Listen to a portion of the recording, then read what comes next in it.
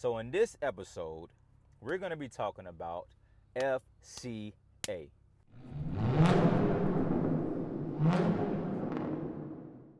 If you don't know already, Coffee Talk is a new series that I just started on this channel just to talk about car topics.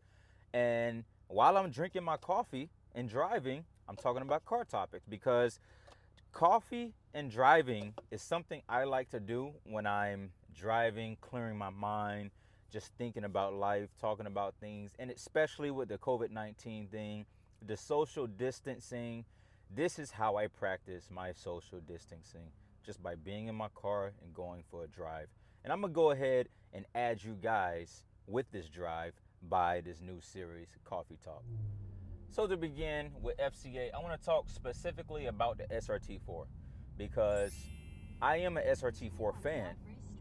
And to top it all off, I used to have both of the SRT-4s that were made under Dodge or FCA.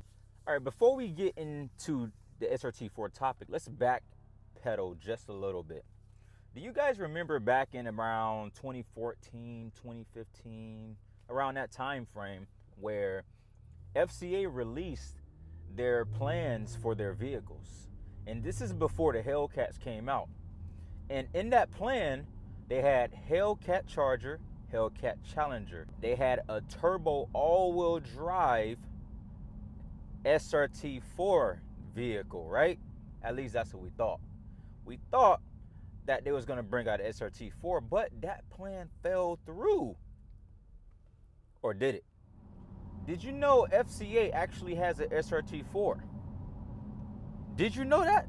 There is a current SRT-4 in the FCA brand, but it's not a Dodge. You see, FCA has a company called Alfa Romeo, and Alfa Romeo has a few cars that are extremely exciting and fun to drive, but they are expensive. Alfa Romeos are expensive. They are not as affordable as Dodges. So let's get back to Alfa Romeo and the SRT-4 that they do have. You see, Alfa Romeo has a Giulia. The Giulia has different levels, like most cars, right? But there is a level called the Sport, or TI, right?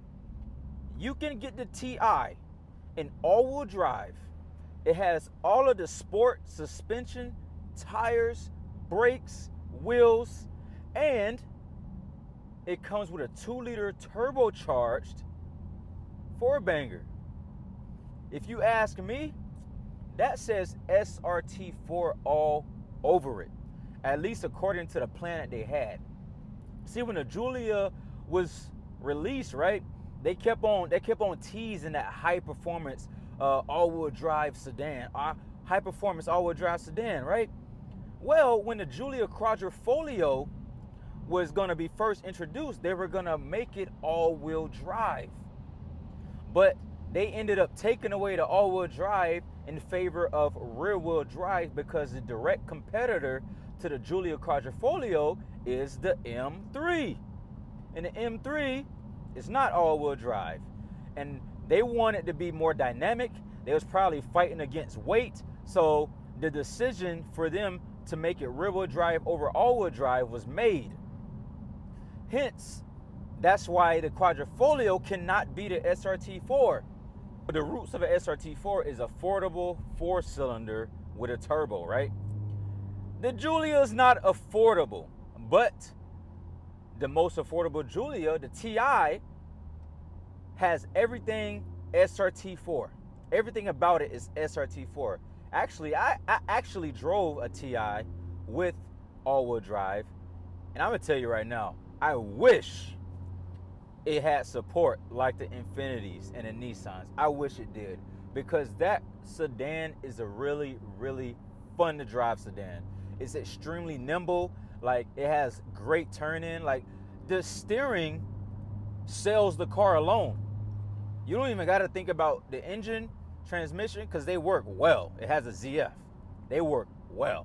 But the steering by itself, it pretty much sells the car for it. If you test drive a Giulia, not even a Quadrifoglio, the TI, it would blow you away.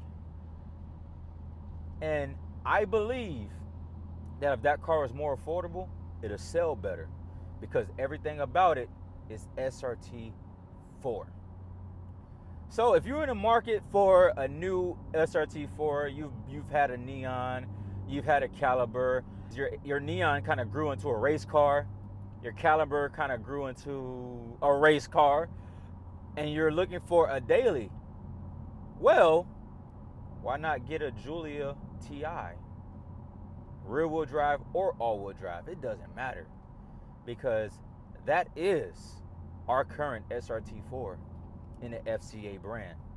And I say our because, like I said in the beginning of this video, I am a big fan of SRT-4 vehicles. I like the idea of 4-cylinder, American made. Like, when you think about 4-cylinder turbo, you think Japanese, you know, you think European. But the fact that America was in that market, especially Dodge, because I like Dodge, you know, it really sparked my interest. And I became a fan from the first race I've done with my Neon SRT-4. I was hooked, because there is nothing like a Neon SRT-4 in this world. Nothing. Absolutely nothing. It's in a league of its own. Even with the new cars of today, the Neon SRT-4 is in a league of its own. And anybody who appreciates cars can appreciate the Neon SRT-4 for what it is. So, with that said, that's pretty much the end of this coffee talk. God bless.